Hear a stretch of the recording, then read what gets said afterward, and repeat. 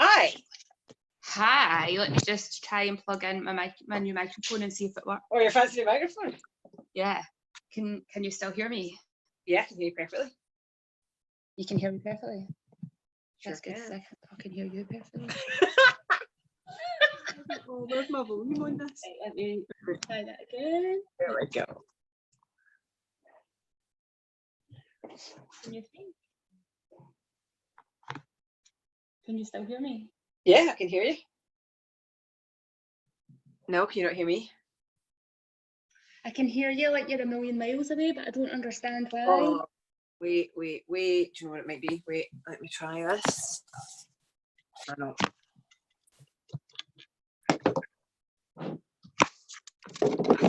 Can you hear me better now? No. I thought maybe I was covering my microphone. Let me speak again. You hear me now? Yeah, it's better when I take the microphone out. Oh. Can I put it's got a wee headphone jack at the back of it, so I had my headphones in it, but I don't know how to adjust the sound on, there doesn't seem to be a sound adjuster on the microphone. And I'm the least techie person in the world, so I'm absolutely no help to you. No idea. No idea.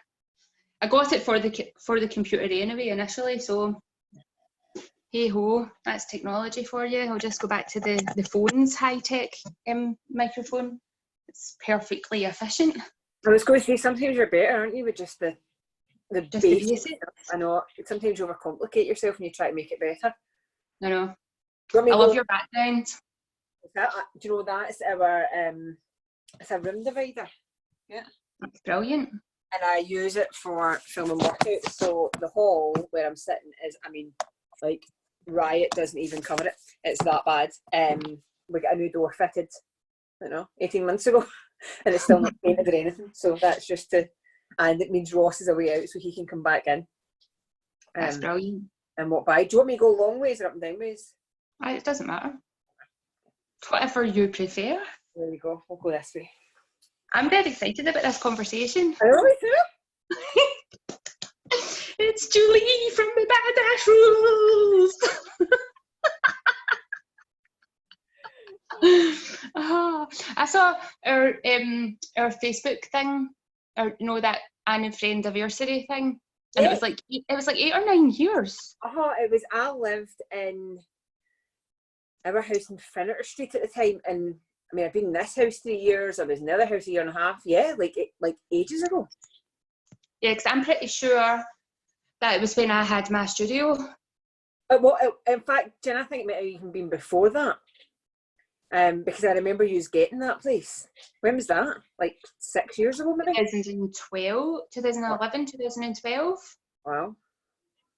Yeah. Yeah, I think it was around May 20 or September 2012 till May, June 2014 that we had it. Do you miss it? No. No. No.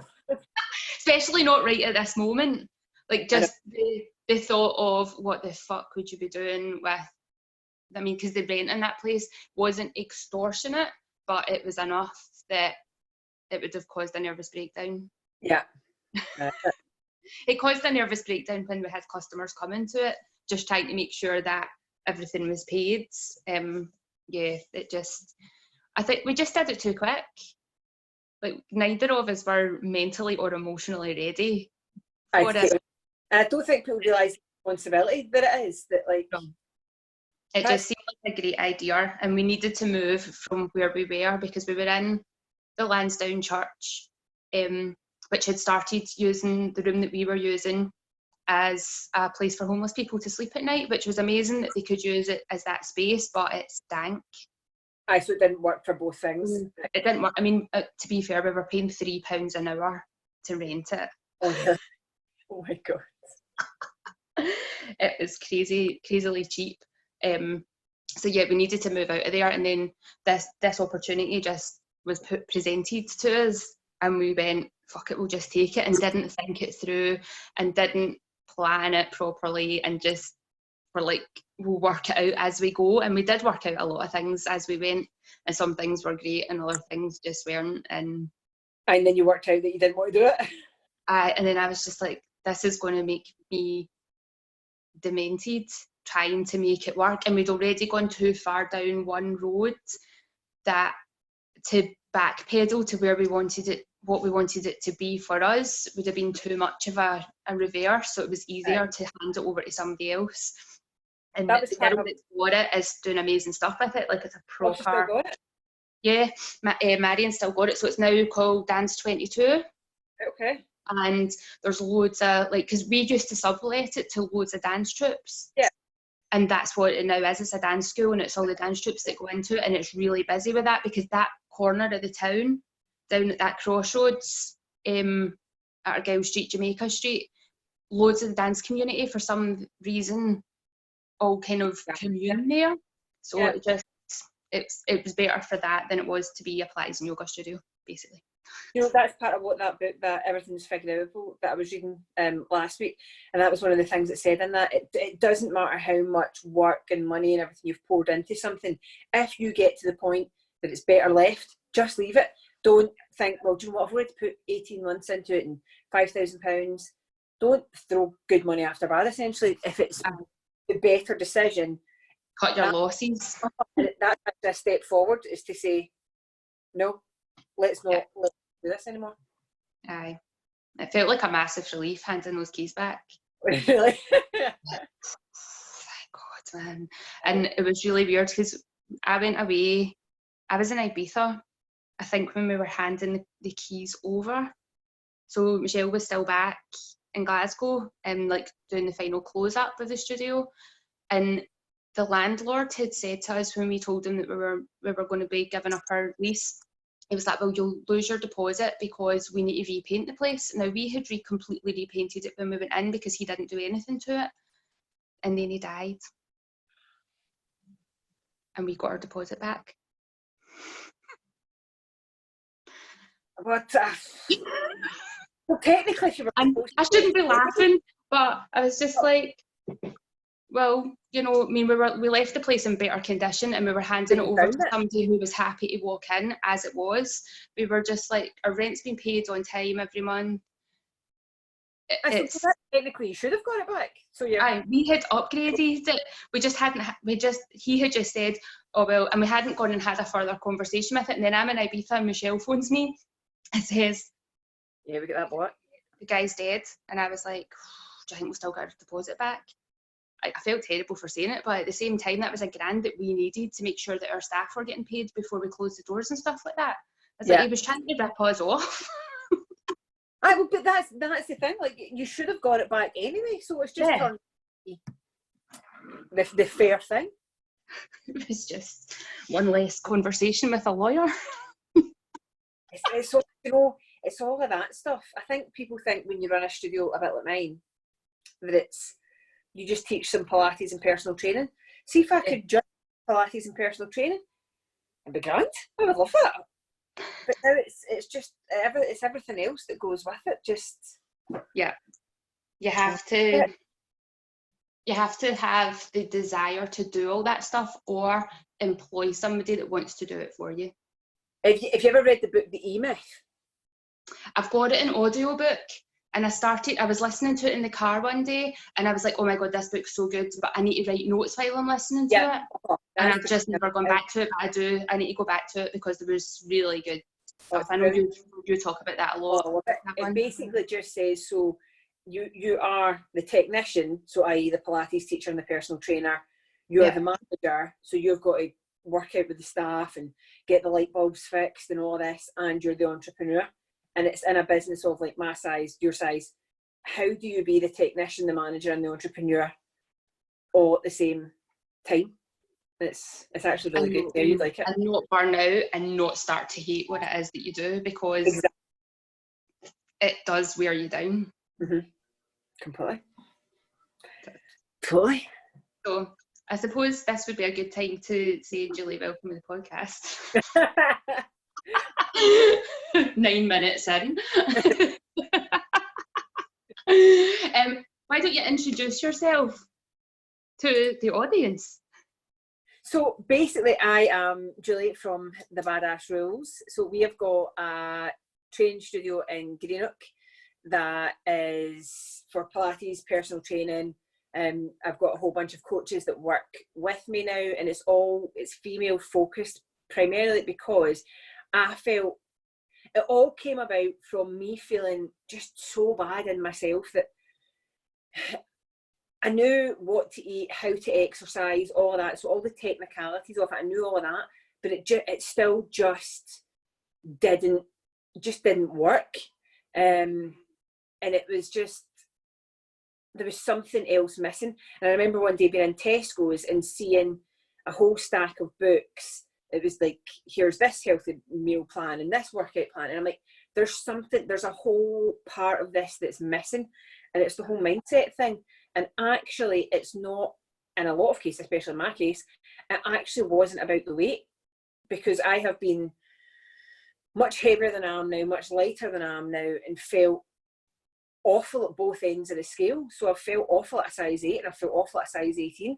And it wasn't ever about the weight. It was about how I viewed myself. And I used to hate going to classes where people would come in and not speak to each other, and you could tell people felt awkward, they didn't know who to speak to, they felt bad about being new, and it was just all of that. It's just a whole different approach to wellness. It's now kind of evolved into so yeah, that's what it's in short, that's what it's all about. It's about loving the life you live, and actually the fitness and nutrition, that's all just a vehicle for it. It's actually not, we're a fitness studio that aren't really about fitness. That's not the whole name of the game.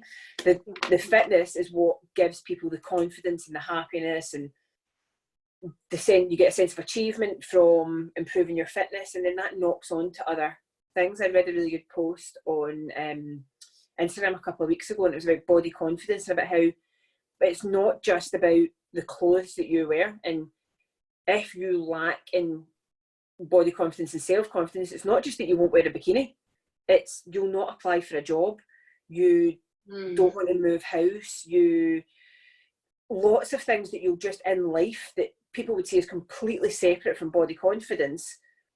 And it's not. It encompasses your whole life. It encompasses, like, if you think about it, people that just, oh no, I can't go out for lunch on Saturday, I'm too busy. And it's not that people don't want to go out with their friends and have lunch and be social, but if they're lacking in body confidence, it has a knock-on effect to that. So it affects your relationships with your family and friends, your career prospects.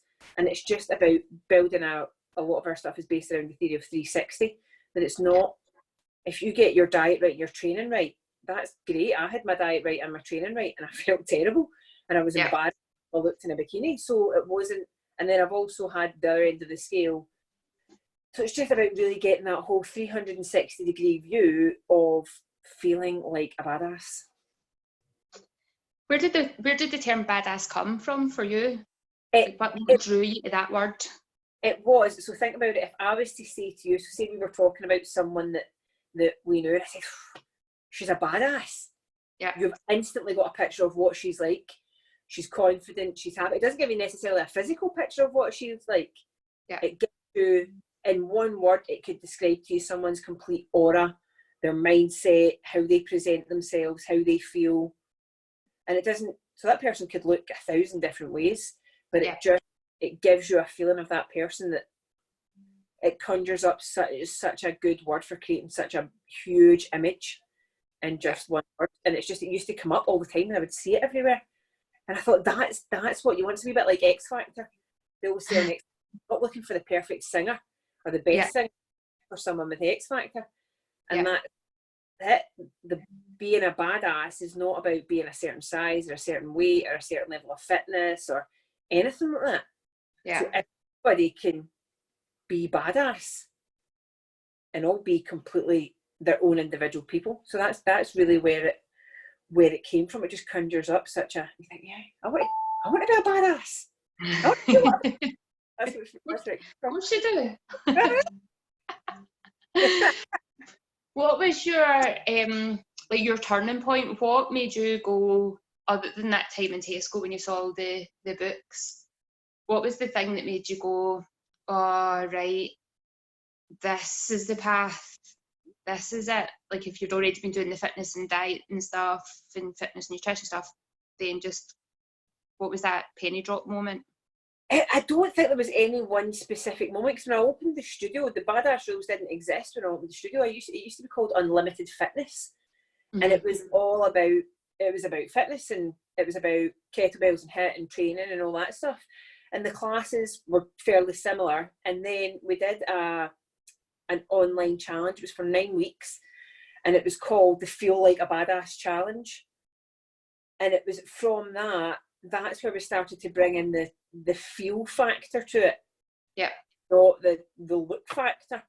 And it just, over that time, that's when Unlimited Fitness just sort of fell away, and the badass rules kind of grew a little bit more. But for me, I was in Ibiza, maybe I was married at the time, so maybe about 10 years ago now.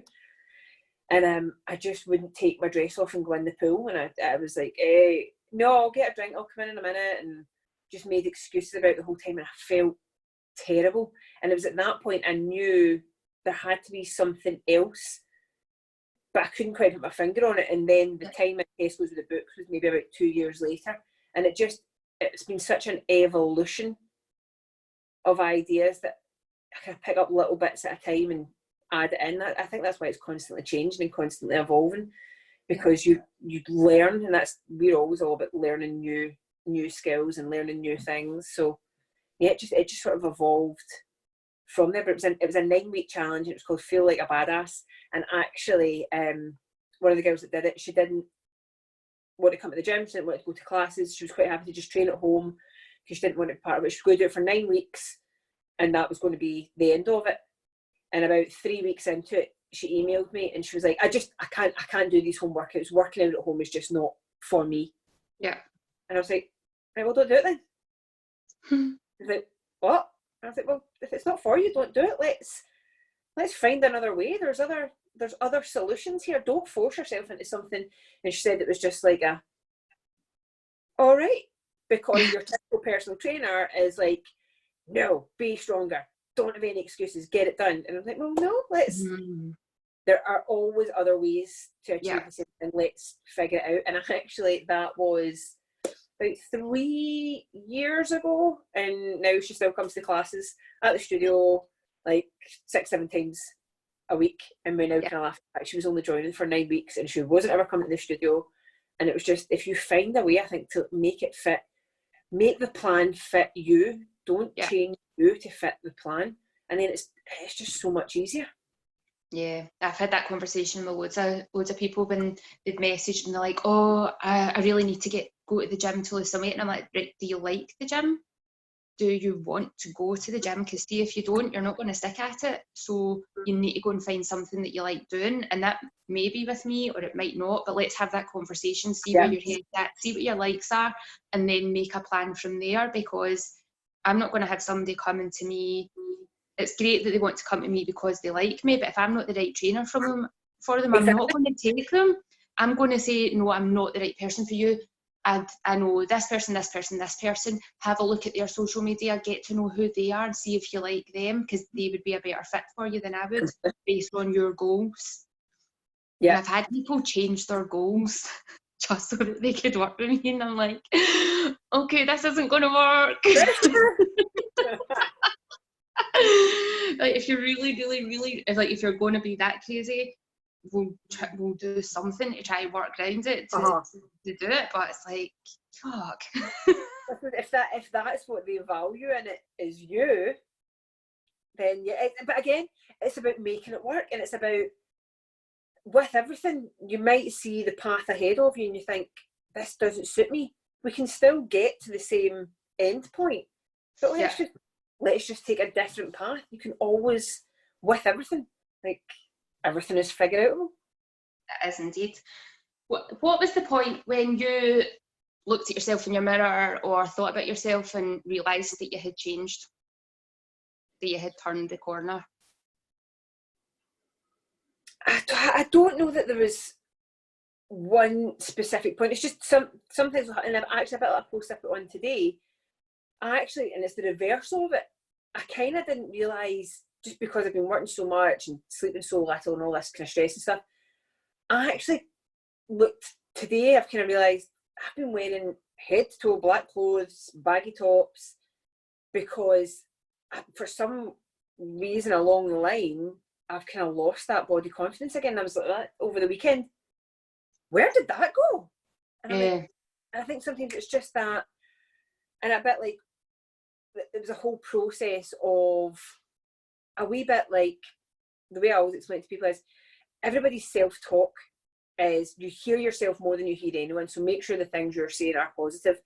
And for a while, you're still going to be in that habit of putting yourself down, and it's every time you hear yourself making those negative thoughts, you've got to go, right, enough of you, and then you just keep going, enough of you, and every time it happens, and then the more you stop yourself, flip the switch, go back to the positivity, it then becomes a habit, and then one day you realise you just don't do it anymore.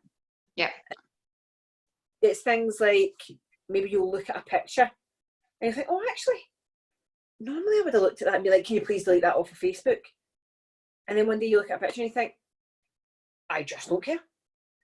and it'll be odd moments, and it's never, I don't think, big events like pictures from weddings or, you know, the big things you expect it to be. It'll be a random picture that you're in the background of somebody else's picture, and you think, do you know what, years ago I would have messaged that person and said, can you please take that picture off, because I'm so embarrassed to have a look. Yeah. And whereas now, sometimes you see pictures and you're like, cool. And it's just, and I think it's just a process of constantly checking yourself and being like, no, everybody's at the moment showing kindness to everybody, which is brilliant. Yeah. But people need to show it to themselves. And that's what this weekend, one of my posts this week, I was doing headstands yesterday, wasn't so easy, and I was like, oh, you used to be really good at this, and I kind of started to give myself a round. I'm like, wait a minute, like, be kind to yourself. Yeah. And it's, we're the first person that we stop being kind to. Completely. And people are so kind to their family and their friends. They're kind to strangers on the internet. Like, you'll see people like, I don't know, like Alice Living, and people will comment on it, tell her how great she looks and it's fabulous, and then people go and look at themselves in the mirror and say horrible things. You think, if you can be nice to strangers on the internet, you can be nice to yourself, and it makes, stop trolling yourself. but that's completely what it is.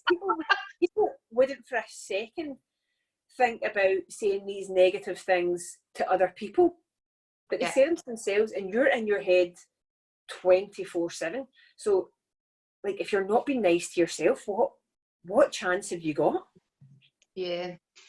Makes me interested to wonder what goes on in the head of trolls, the people that are saying the horrible things online. How badly they speak to themselves, because they are even more insecure, even more in a negative space, that they feel like bringing somebody else down is going to make them feel better.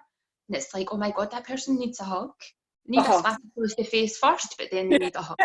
But it is that, like, if someone's acting out to you online and making negative comments, really the comment's not about you. It's directed at you, but it's not really about you. If they feel the need to sit behind their keyboard and make, that's me on my keyboard, if they're people make negative comments to you, that's about them. It's actually not about, it's hurtful to you, yes, but like you say, try and flip the switch and think of it. Actually, why are they being so negative and so nasty towards me? It's actually, they don't know me, so it's actually nothing to do with me. Yeah, and then you just block them. Yeah, and that it's hard not to, like, take it personally, but I'd said that a few weeks ago, especially I think just now. So if someone's acting out to you online, everybody's under a massive amount of stress at the moment. please don't take it personally. And if you can, even if someone's been a wee bit horrible to you, try and go back with kindness, and just because they're obviously having a hard time with something. So if you can just go back and show them a little bit of kindness, that might just be all they need that day to feel that little bit better. Because if you go back and react with the same attitude that they've given you, you're feeling the fire. it just creates more negativity in the world. And just if you can put out some positive vibes, do. Yeah. So the day we're recording this on Monday the 13th of April, which is that 3 weeks that the official lockdown's been? I've been in for a week longer than it. Oh, I think that's 4. Is that 4? So I've been in. I think that's actually 4. Mm-hmm. Totally lost track of time, man. No, I know. How are you getting on with it? Do you know, I'm actually totally fine with it. Yeah. I think it's helped that I'm still working online. So Yeah. I've very much still got a Monday to Friday routine. Ross is working, my husband's working from home as well. He's working from the living room. I'm working from my desk out here, I'm out in my hall. So I think because we've kept so much routine, because I'm finding sometimes on a Sunday when there's not so much routine and there's not any work, that's getting to my anxiety a little bit. But I think we're doing okay with it because we've got so much routine. And it's given me a good chance to step back a little bit and be like, right, because everything was just so busy with managing the studio, teaching classes, personal training. And I think with those things, you're on a hamster wheel and you're like, right, I'll just get to the next day and the next day and the next day. Whereas now I've actually took a step back and I'm like, actually, and that's when I realised the thing of, I've been kind of about dressed head to toe in black because I've lost that body confidence. So I was like, no, red top, grey leggings, who cares? I'm like, do you know, today I feel so much better today. But yeah, I'm actually not too bad with it. How are you feeling with it? I'm same as you. I've still got all my classes online at the same timetable times, and I've been in isolation for most of 2019 because I wasn't well last year, and then the same 2017. So really, I'm quite accustomed to this. Except this time, I have the benefit of I am not running to the toilet every hour, and I'm not in excruciating pain, so I can enjoy this because I have wanted time in to just do the stuff that I want to do rather than that faffing about doing other stuff, the busyness of having to go out and do things. Because when I had a coaching session was it in December time, and I did a mind map thing, and when I did it and she was asking me, she's like, what do you want your days to look like? And I was like, I really want to be working from home more, like if I can do stuff on, like basically everything I wanted is exactly what we have right now, except everybody's got it, not just me. Sorry everybody else. I'm actually I feel really bad that other people are struggling so much with lockdown, but personally I'm kind of thriving off it. I feel as if it's been a good step back. I feel as if it let me calm down a little bit. I'm getting to sleep a little bit more. Yeah, I think it's for me, certainly it's been getting to stay home for a few weeks and slow down a little bit. And I hope other people feel the same. I know everybody wants to get out and everything, but I hope the slowing down has helped a lot of people because everyone's lives are so busy and so 24/7. Like anything you want from Amazon, you can have it within hours. You'll get it the next day. I like that the pace of life has just slowed. It feels like it's gone back to pre-internet, except we've now got the internet where we can keep in contact with people a bit easier. Yeah, but you can't like just... You just have to wait for some stuff. You can't go to the supermarket anytime you feel like it because you're not allowed. Which actually isn't a bad thing because then you'll maybe think a bit more of, right, if you're going to go to the supermarket, what do you actually need? Think about it. It's actually hopefully made a lot of people a little bit more mindful. And that just, if you're right, think about what do you actually need at the supermarket rather than going in and just picking up random bits and then you've got to go back the next day, causes more stress, you've got to go to Tesco's 3 days in a row. You slow down, think about what you need, go into the shop, take your time, buy the things you need, come home. I pace out what I buy as well a bit better now because my mum and dad have to do my shopping for me. I'm not allowed to go to the supermarket. So I'm like, right, I need a 6-pack of crisps and blah, blah, blah, blah, blah. See, if I was in the supermarket myself, I'd have a 6-pack of crisps plus a big family bag of Mackies plus something else plus something else. And I'd have them eaten all in a day or maybe 2 days. And then I'd be back in the supermarket buying all again. And I'm like, oh my God, so now I've got a 6-pack of crisps and it actually lasts me 6 days because I'm only eating 1 packet a day. I can't admit to my mum and dad how many packets of crisps I'm eating. No matter what age you are, it's still your mum and dad. Like, I don't want my mum to know. Jennifer, this is a bit much junk food. Nah, shut up, it's my money. They're not for me. Try to blame Chris. This Chris Monster. Yes, though. He does eat so much food. You are doing an online nutrition course just now. Yes. Tell us a bit about that. So I've done a few nutrition courses. So this one, MNU, it's from Mac Nutrition. I don't know if anyone follows him online. He's really, really interesting guy. It's Martin Nutrition, I'm sure his handle is. Really interesting guy, extremely knowledgeable guy, shares a lot of information. So he's got a lot of value and a lot of content on his Instagram page. The nutrition course, a lot of the other courses I've done sort of give you the facts of things, which is great. But what I really like about this course is here's what the facts are about nutrition, and here's how you can go and find out about it yourself. And it's teaching you to critically think about nutrition, and so not just giving you the facts and asking you to repeat them. Yeah. Showing you where the answers come from. It's all evidence based, so it's over the course of a year, and a lot of it isn't just about the nutrition. It's about how they make you a good practitioner, how you give value to your clients. So that's a big part of it, about not just making sure you know a lot about nutrition, but also about teaching you to be a good practitioner, and how do you actually take this nutrition knowledge and help people with it. How do you practically apply this? But yes, it's fascinating so far. Yeah, that's kind of research and teaching you how to go and look it up yourself is really useful, because like you say, you go on quite a lot of courses where they've done all the research for you, and they've cherry picked the bits of the information out of the studies that they want to share with you based on whoever's created the course's own personal bias. And I did a post about this the other day, and I wasn't specifically talking about nutrition, but I was talking about all the different theories that are out there around coronavirus. And I was saying that when I was at uni, we got taught that every single study that's done, whether somebody intentionally uses their bias or unintentionally uses their bias, that will influence how the study comes out at the end. Yeah. My research teacher had been approached by a supplement company from Canada, and it was for a protein, and they wanted to prove that the protein put on, I think it was like X amount of muscle mass in a certain period of time.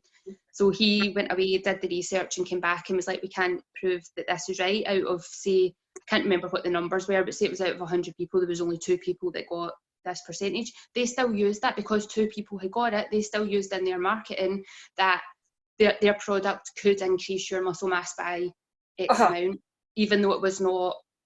That's, if you went and read the paper, you'd be like, that's not what this paper says at all. But that's what he was teaching us, was how to then get the paper and go and read it so you can understand.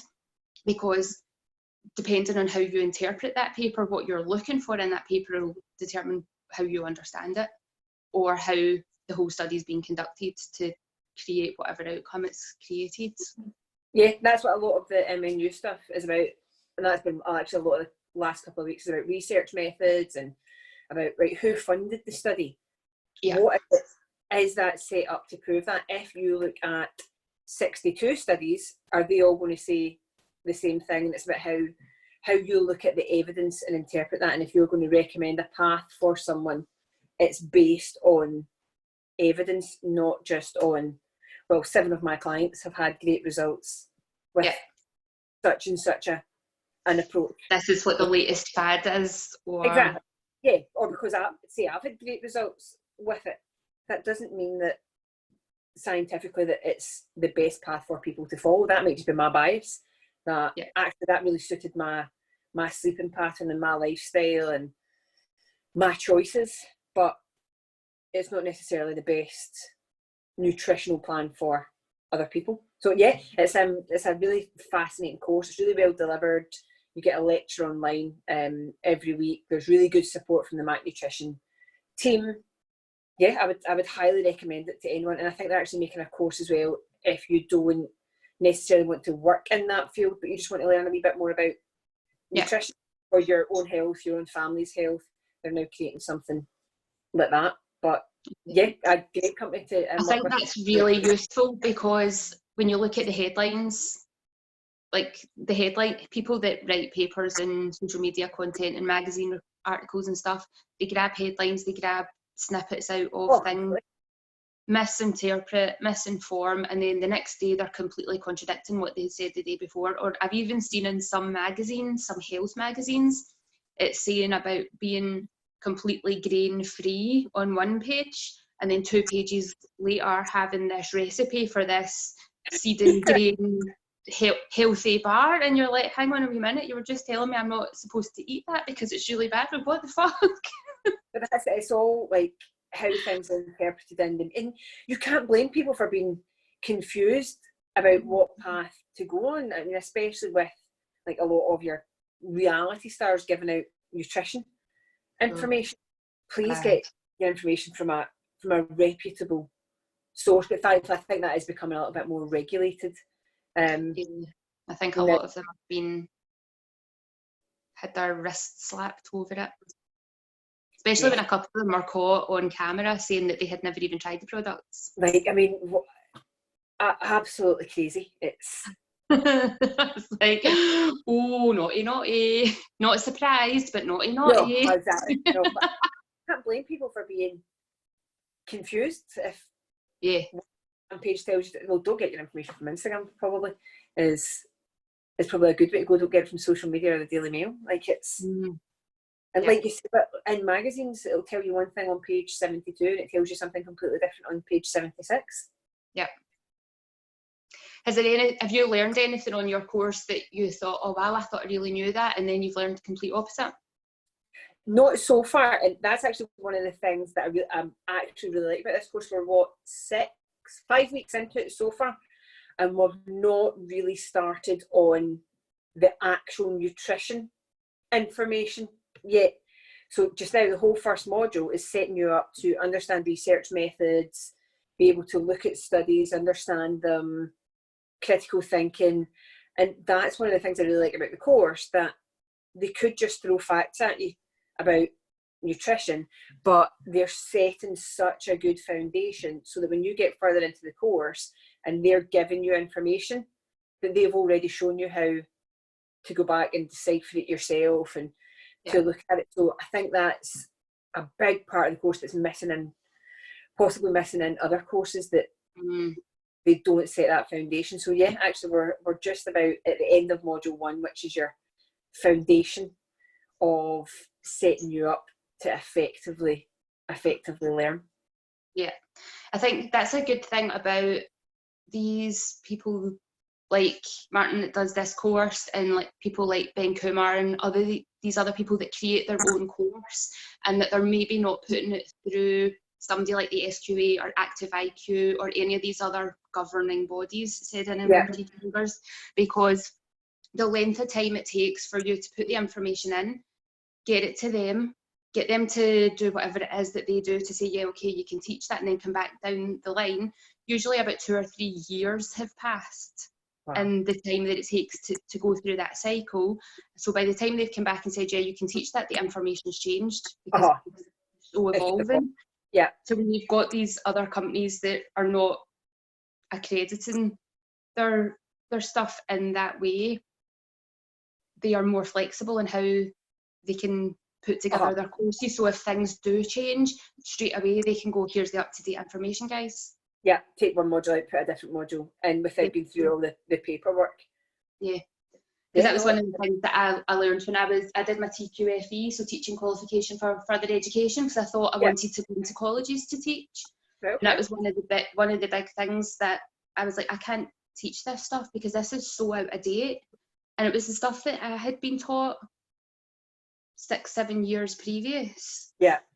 And it was out of date when they were teaching me it, and nobody had updated it. And when you spoke to some of the teaching staff and said this isn't up to date information, they had no idea what the up to date information was, because they are so bogged down in what they have to teach and delivering it to the curriculum that's there, that they have no flexibility and going It's set. out of date, because they have to then use the examinations that come from the governing body. It's interesting how, like you say, different courses are set up, but this one I would highly recommend. We'll put the information and the links into the wee show notes for it. So you also are an avid reader.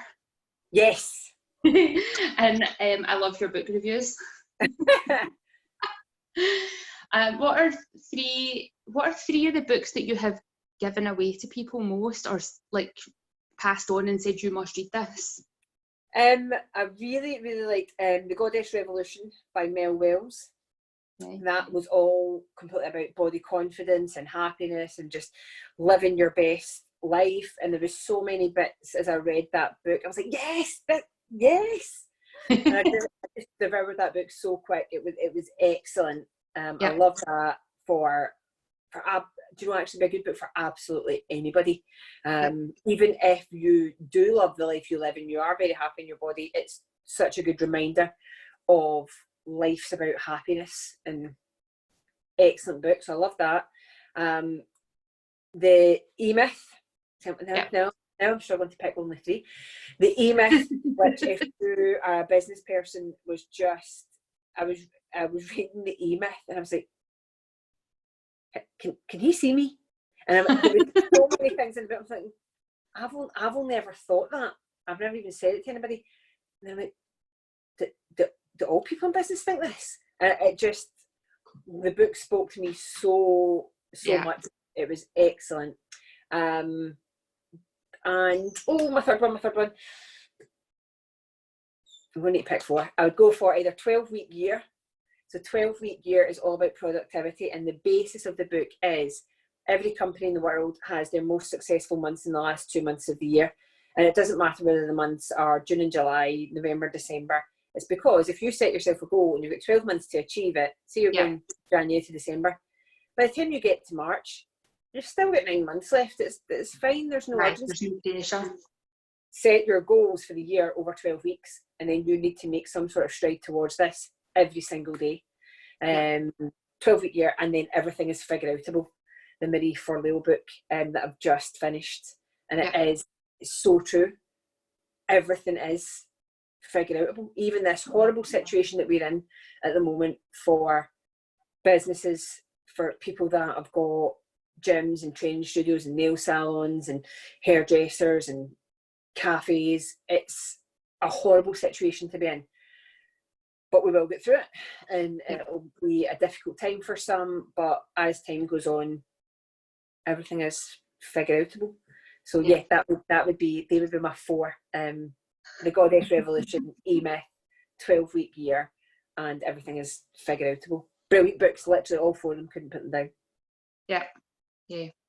I have got two of those books already on my Audible. One of them on my wish list, and I'll add on the Goddess Revolution one to that as well. You'll love it.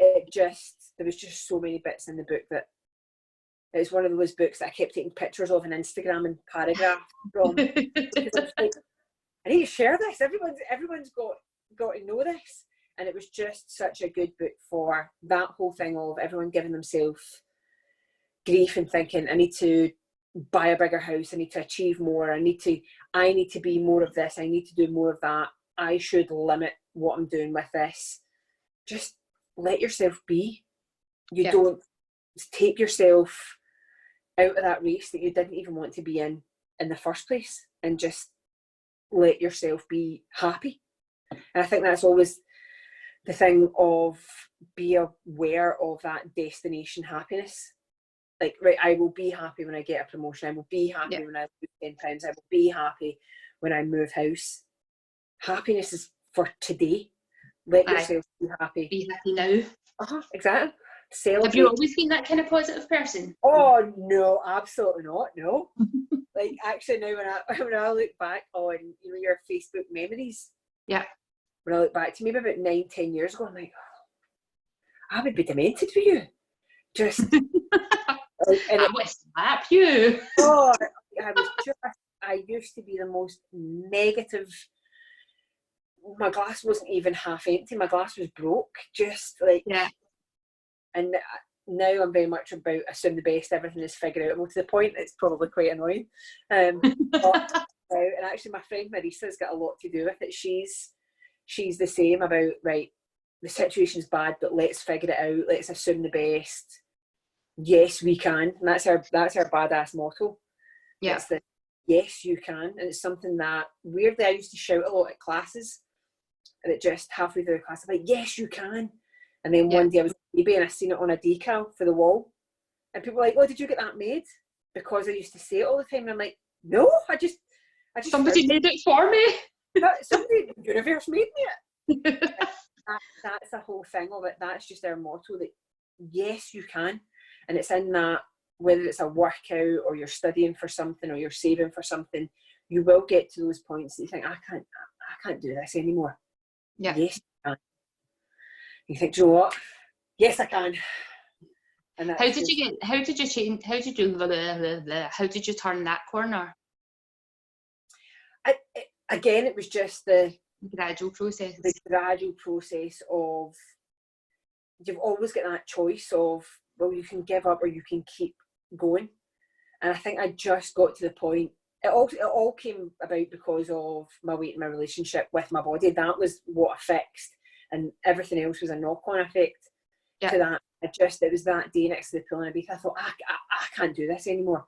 There's got to be, and I used to Google things like how to love yourself more, and just like literally starting from the very bottom of, I don't know how to fix this, but there must be a way to fix this, because there was something inside you that told you it was fixable.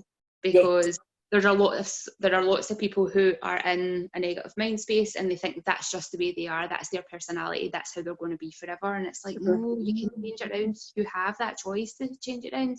I think Ibiza's got a really special energy, because it was in Ibiza that I decided to stop drinking.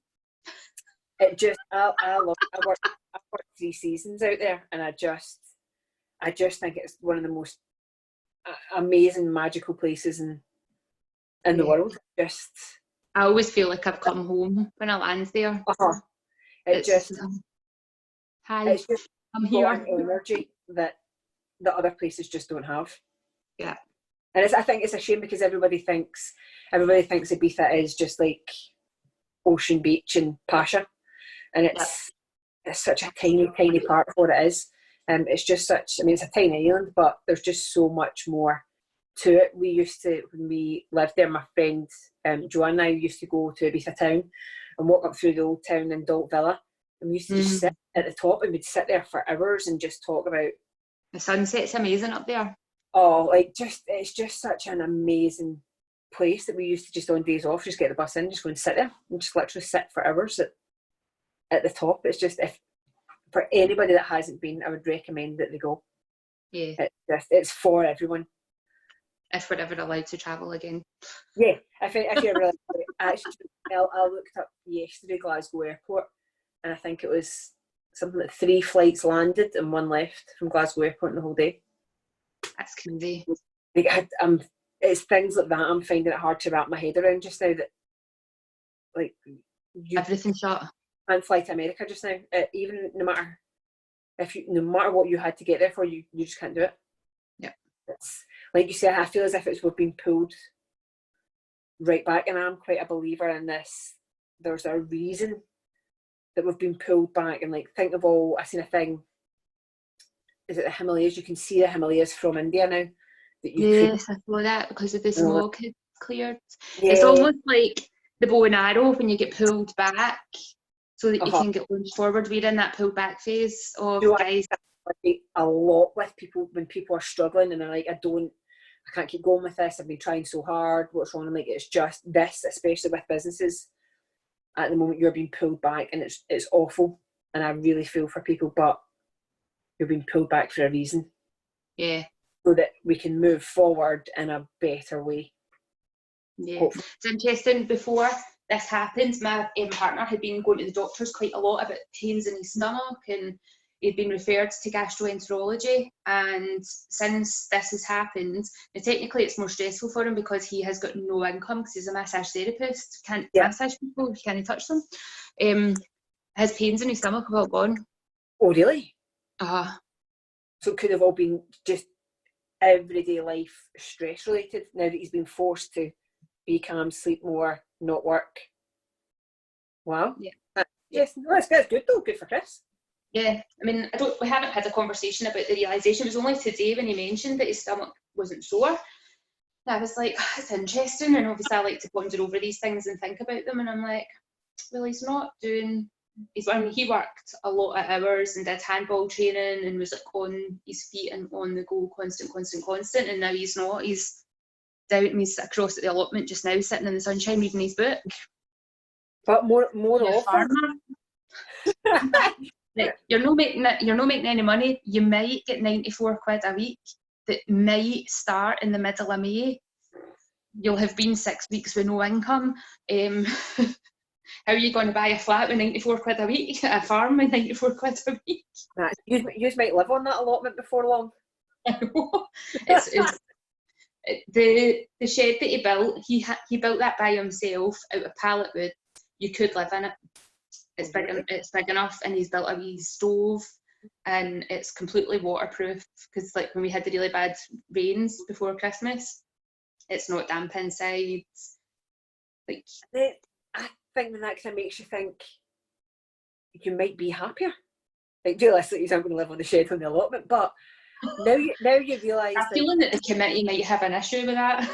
But it's that whole thing of, you think, actually, and after this, I just think after this, nothing's going to be the same again, in a good and a bad way. There'll be a lot of people that realise that they've had a lot of things that they really didn't need, and then you'll realise certain things that you missed, that you didn't actually know that you needed. Or like you say with the shopping. Yeah. Some people just will not now go back to going to Tesco's every day. Yeah. Like, it's all of those things, all the things that you had that you maybe didn't need, that you can't get now, and you're like, well, actually my life's not any worse without it. And I wonder, I have no idea what the opening hours are of all the supermarkets, but the ones that were 24 hours, I have a feeling they're not 24 hours anymore. I know Tesco along from us was 24 hours, and it's now, I'm guessing, but it's something like 8 to 8.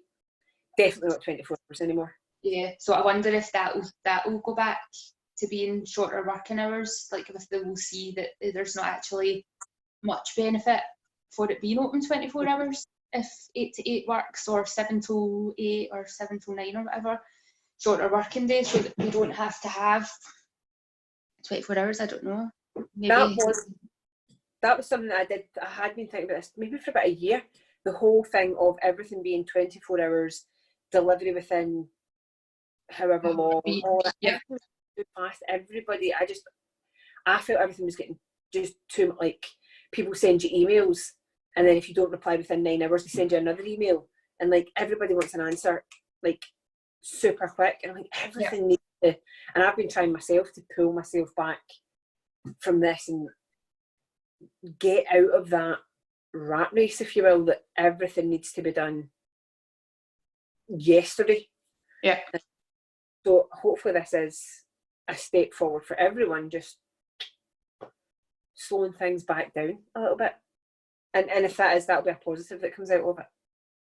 Definitely. Anything else you want to talk about?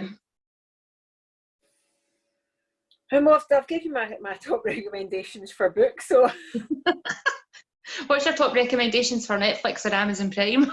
I've not watched that Tiger one. Tiger King's brilliant. Do you know why I didn't watch it? We were going to watch it, and we put it on, and it said at the top, scenes of violence, something else, and then it said animal cruelty, and I was like, off, because I just can't. That's why I never watched, that How to Make a Murderer, How to Make a Murderer. That, what did you call that one on Netflix? Was that the true crime documentary one? Oh, the Making of a Murderer. I can't remember.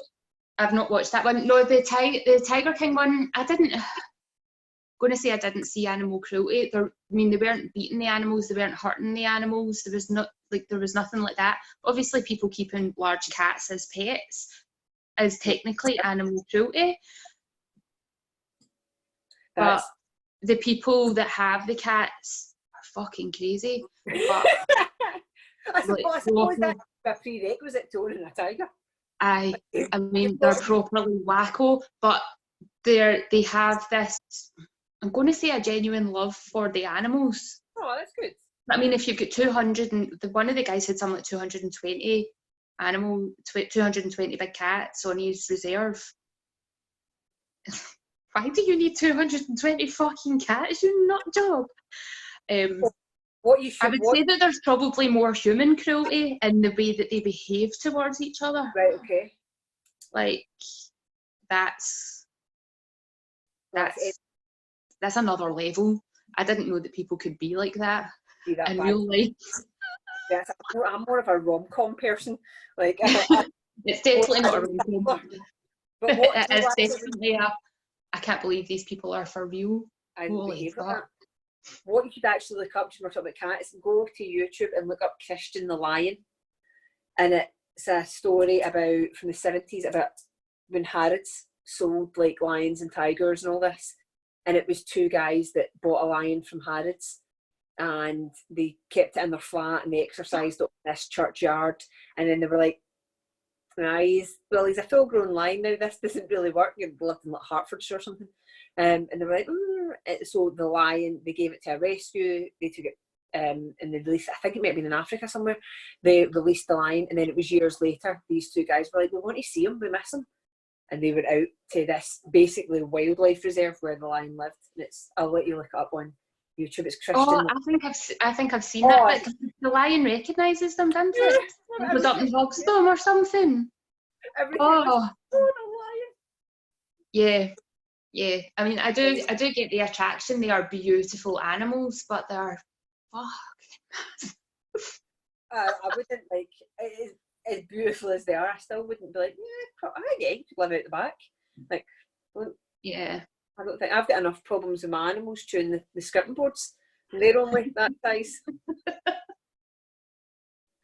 How are they all doing? They're all right.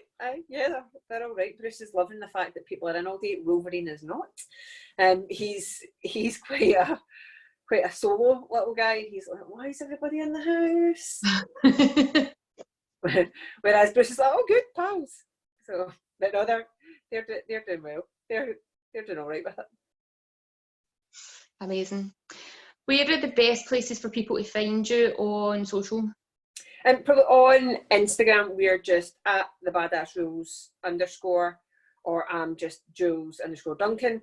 And then on Facebook, we're just the Badass Rules. So yeah, just type in # the Badass Rules and you'll probably find 8,000 selfies of me and some pictures of my dinner. You wouldn't be a personal trainer if you didn't post a picture of your dinner. No, you've got this morning I posted a picture of my breakfast and a selfie of me. So that's standard protocol. I would get pulled into the personal trainer office if I didn't. I will put the links to all of them in the show notes. Perfect. Fab. Thank you so much for being on the podcast. Thank you so much for inviting me on. I look as if I've called in from somewhere really glamorous and not my home. I need to put the video up as well this time, rather than just the audio, so that people can get to see the background. Just even put it as your little thumbnail.